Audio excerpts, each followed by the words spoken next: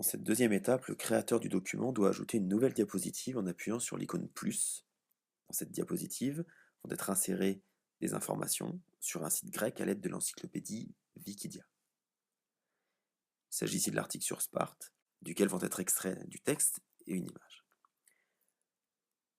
Pour insérer une image, cliquez sur l'icône Image, qui permet d'ajouter une photographie à l'aide d'une webcam, d'une adresse URL ou à l'aide d'un album personnel sur Google, ou par glisser-déposer, comme ici, la photo ayant été préalablement enregistrée sur l'ordinateur.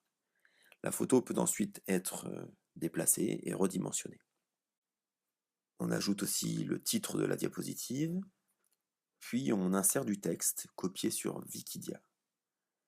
Il peut être placé directement dans la zone de texte prévue à cet effet.